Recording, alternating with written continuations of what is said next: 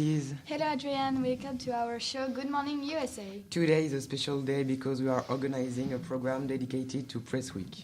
During this program we will receive several guests who are going to debate and interview personalities of the freedom of the press.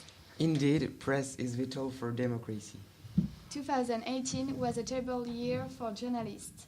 A lot of head of states attacked and censored the media. Journalists' biggest fear is to be called liars, and they are blamed of publishing fake news. Journalists represent our interests and our values. They defend the fundamental right to freedom of opinion and expression. The job of the journalist is to investigate and to speak the truth. And that's why this week we want to honor, to support and thank them. Now, our daily survey. Hello everybody, we are Leah and Lula, two students of this high school. Today we are going to talk about the student press reading habits. All students are different, everyone has his own habits. We interviewed 22 students. Of the 22 students, 15 read the press, but only 5 students read newspaper. Students who don't read the press say that they are not interested by this. For a literary class, it's not much. 18 of them follow the news source online press and 16 on TV. Half of Christian students read the news every day, and only 6 don't check their source. 5 check their source 3 times. In order to be sure of the information, we have to verify on 3 different websites. If 3 websites say it, the information is true. Categories which most interest the students are world news and arts. 18 students follow those categories. The category which students follow the least is economy. Only 2 people read it. Those were the results of our survey. Thank you for listening. Thank you for your insightful analysis. Now we are going to listen to an exclusive interview on the British press. Scottish assistant. The theme of this interview will be a subject that concerns everybody, the press, and more particularly the British press. So Emma, do you read the press? Yes, I do read the press, but I tend to read it online more than in physical print. Okay, and how often do you read it? I read the press every day because it's so accessible. I have several news apps and even Twitter on my phone, so I find my information this way. And do you check your sources? I try to. I think it can be quite difficult to find reliable sources, but I think if several websites are telling you the same thing, it's generally quite reliable. Mm-hmm. Mm-hmm. And what type of press do you read? Economics, arts? I think being a British person, it's quite difficult to avoid politics recently, especially with the situation of Brexit. I try to keep up to date, but it's difficult because it changes every day. And also some celebrity news, just because it's a little bit lighter than politics is. Mm-hmm. And you are here in France since September. Do you read the French press? I don't read the French press very much, but I watch French news on television. It's been quite difficult to avoid, given the current situation in France. There's been so many protests and situations with the Gilets jaunes. I think it's quite hard to avoid. Yeah. And what can you tell us about, what do you know about the French current affairs? As I said, I think French current affairs are quite difficult to summarise. There's so many things going on. I find it quite hard to understand what people are protesting for now. It seems like people are protesting for so many things. Yeah. And do you still read the British press? I try to, of course not in physical print because I can't access that from France, but online. I try to keep up to date with what's happening, especially in Scotland. I think it's important to remain connected to your home country when you're so far away. Yeah. Do you think it's important to know what happens in the world or just in Scotland? I think it's important to know what's happening in the world in general. I think it would be ignorant to assume that Scotland is the only important country. I feel more connected and more knowledgeable and maybe informed if I know what's happening around the world. Mm-hmm. And have you noticed differences between the French press and the British one? I think the French press, in my opinion, focuses more on only French current affairs, whereas I'm more used to hearing about everything that's happening in the world. So I found it quite different, maybe quite shocking. Yeah. That France is so focused on just local affairs. Yeah. Mm-hmm. Are there any sensitive subjects in the British press like we have in a French one? I think politics is always going to be a sensitive subject, and anything to do with conflict or war, you only generally hear what the government wants you to hear when it comes to these things, but I think it's important just to check your sources and be as informed as possible. And in Britain, is there any kind of censorship? I think, depending on what side of the political spectrum you sit, you would argue differently. So I think, of course, there's left-wing and right-wing newspapers, and then there's neutral newspapers. So depending on what newspaper you read, it will depend on what is censored and what is not. Certain newspapers want you to hear certain things, so they would maybe censor or silence the other side a little bit more. Yeah. Well, can we talk about fake news or biased information? Can you repeat, sorry? Are there some fake news or biased information? I think so. I think it's difficult to avoid fake news or biased information at this point. That's why it's so important to check your sources. There's multiple newspapers that will just publish things without checking fact. So if something seems a little bit too good to be true, it probably is. So you should probably check your sources. Okay, thank you very much, Emma. And we'll see you next week with another great interview with Mr. Suyer. Yeah. Thanks, it was very interesting. What do you think, Lise? Well, I think it's cool to learn more about our British friends. Yes, I totally agree. Dear listeners, now we will debate with the question, do the internet and social media have a positive influence on information?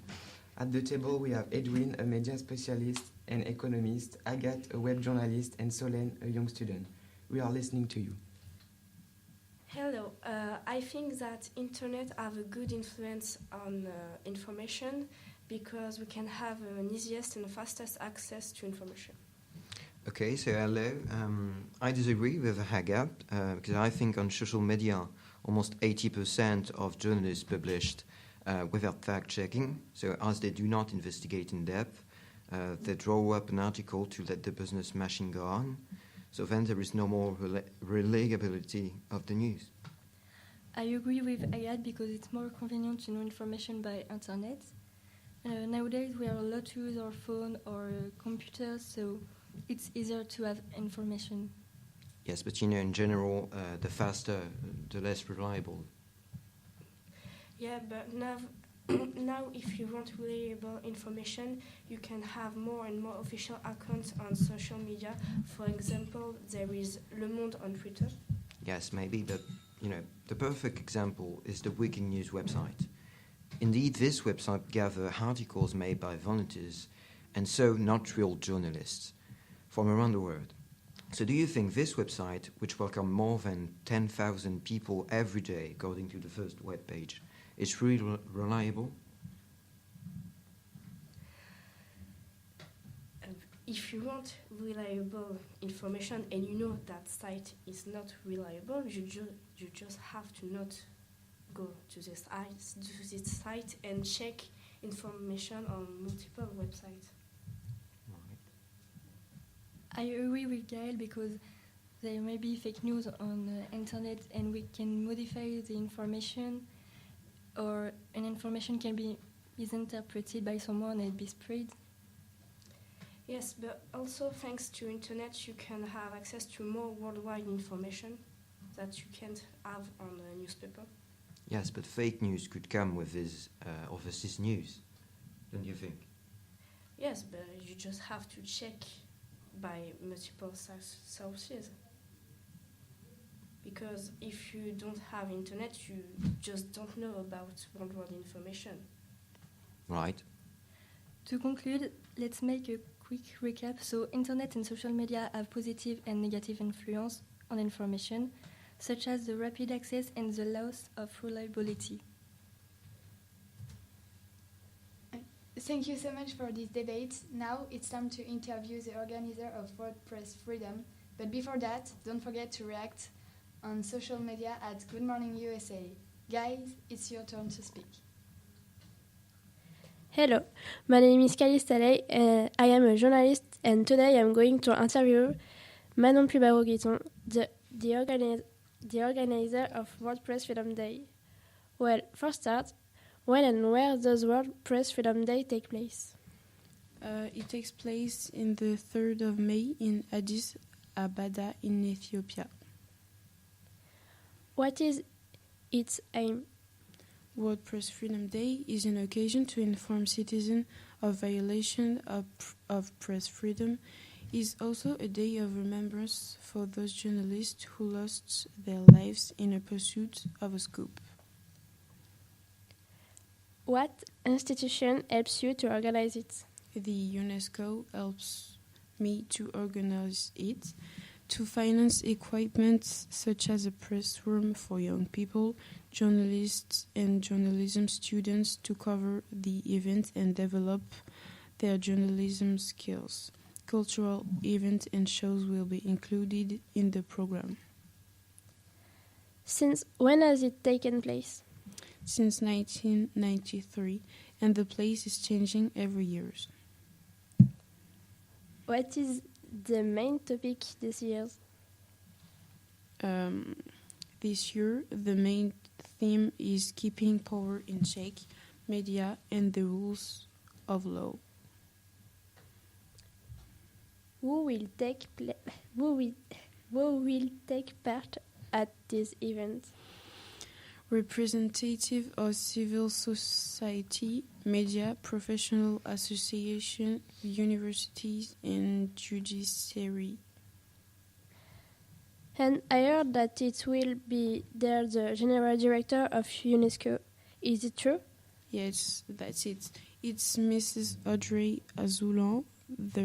She will award the UNESCO World Press Freedom Prize, rewarding someone who has made an important contribution to the defense of freedom of expression.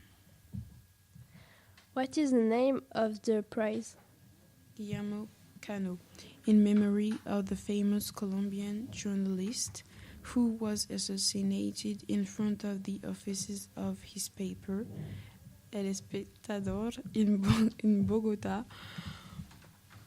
on the 7th September. Cano's writing had offended Colombia's powerful drug barons. The prize exists since the same time, right? No, it was created in 1997, and the prize is awarded on the recommendation of an independent jury of 14 new professionals from international non-governmental organizations. So, thank you for your intervention. Goodbye. Thank you for this interview. I learned a lot about the press. To conclude this program, we will discuss and debate about the freedom of press. For this subject, we receive 4 young students, Maëlys, Semaine, Lise and Eglantine. Girls, we are listening.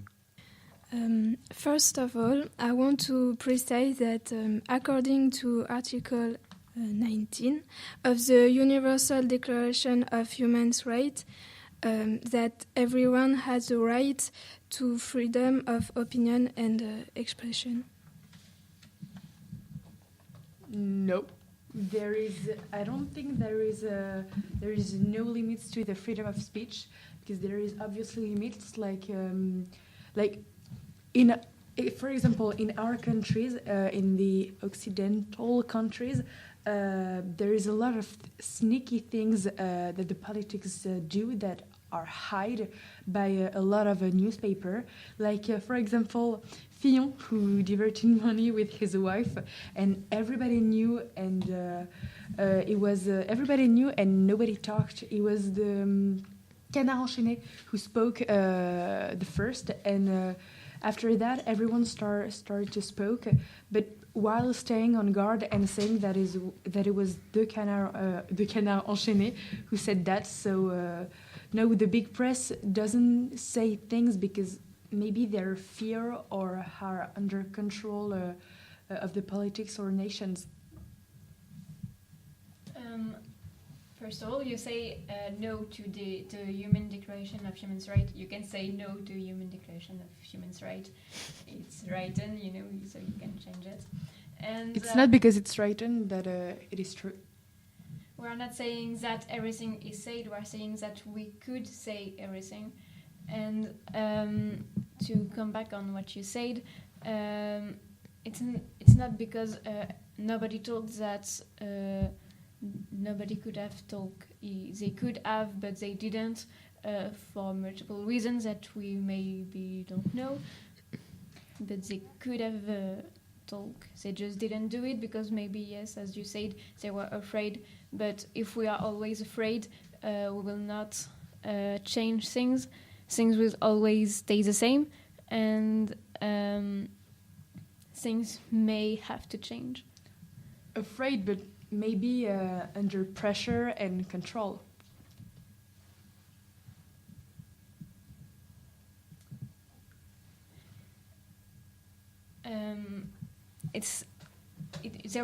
There will be always pressure, and there will always people who want to have control on other people, but it's not because they will always have those people that we have to let them do. Yes, but if you say that it's not because people are intimidated that we have to say nothing, but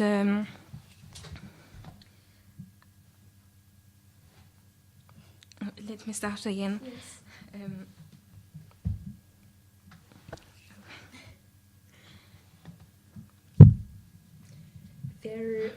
There is obviously limits, like I said, because yes. Can you say what you said again, please?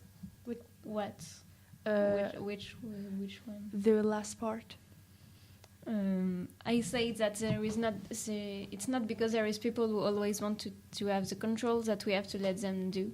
Yes, but there is obviously censorship. Who we don't know that it's censored, but we don't know because we are not in the government. But there is censorship, and even if you talked about the human rights, but there is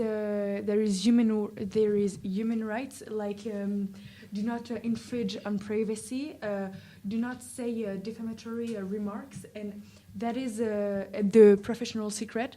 That is the human rights. This is right, but this is the proof that we can't say everything we want, anything. What do you think, Lehman? To answer to Lise, I want to say that it's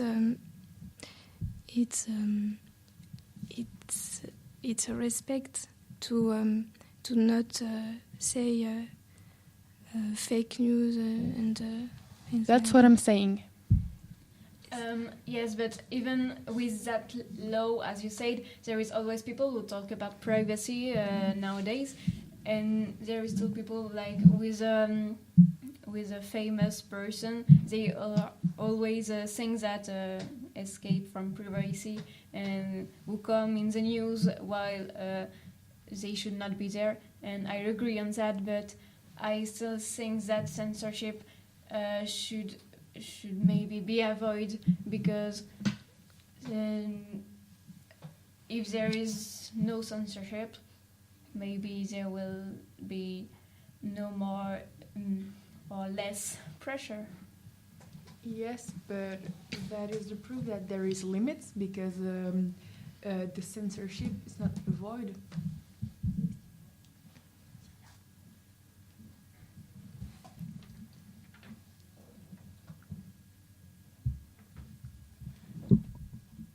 Yes. And like in the Arabic country, the access of the freedom of speech is very difficult, or people have no access. So I disagree with you, because it's not the fault of the journalist, it's the fault of the government that put a pressure on them. Yes. And censorship. But this isn't the debate. The debate is can we really say what we want at the limits of freedom of speech? We don't say that it is the fault of the journalist or the government. Like, for example, yes, the pressure about government is here. Like the pressure for reporters without borders is indeed present in some countries to not reveal the dark side of it. Like in Vietnam, for example, where Vietnam doesn't want the reporters to meet the dissidents, and they're forbidden to do it. So yes, there is pressure. That's why there is limits in countries. And not just the pressure by the government. It's also, I think, all the society, because a lot of journalists are attacked by civils, like the journalist Hugo Blay, who was attacked by the Yellow Vest. We do not say that we are not agreeing with what you are saying. We know that there is censorship. We know that there is some danger for the journalist. But we are not only talking about now. We are also talking about the future. What can change in the future. And by example, with social media, people always talk about everything they put everything they want on social media, and maybe it's also. We can now link it with this because people talk about everything, and maybe one day people will want to not have censorship anymore, and that's what we are saying. Not that it's because of journalists or because of it's not dangerous or things like that. You talk about social media, but there is limits to social media too, where there is porn on social media, where there is hatred, violence. So yes, there is. This is the rights of human. Yes, it is fair, but there is limits. Oh, I agree, but what I'm saying is that things may change in the future, not now, but in the future. That's what I say. Yes, so you're saying that there is limits. Yes, now, but maybe not in the future. Okay. We have to. Can I say my last argument? You want to talk? There is threats too that are made against the journalist and their role. You said, like we said, there is censorship. They can be jailed. Despite the fight for justice, they're facing inequality. For example, on November 2013, in Mali, Ghislaine Dupont and Claude Verdon, two French reporters, were killed after being kidnapped for doing a reportage. And Lou Bureau has been liberated in Turkey after 52 days of detention because doing a reportage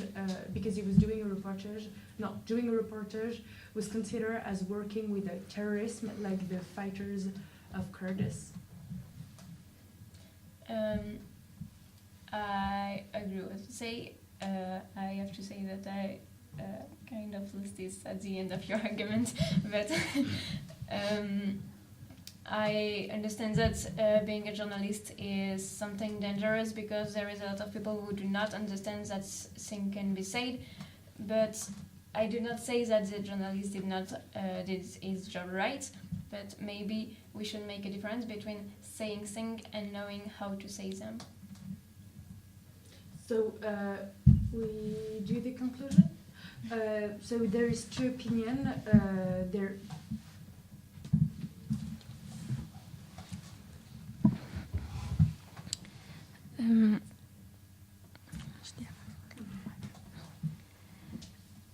There is a freedom of speech. Yes, in some countries.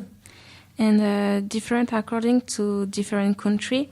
There is obviously sneaky things, but there is countries where there is more freedom than others. What a heated debate. Thank you very much. Well, thanks to all the speakers for participating in our show. Good morning, USA. Thank you, dear listeners, for following us this morning. And thank you to my partner for this program. It was very interesting. Yeah, thank you, everybody. You can, of course, react on social network, be present, be here tomorrow because we will talk about the road trip. In the meantime, we wish you an excellent day and especially long life freedom of press. Thank you. Press, thank you. Press, thank you. Press, thank you.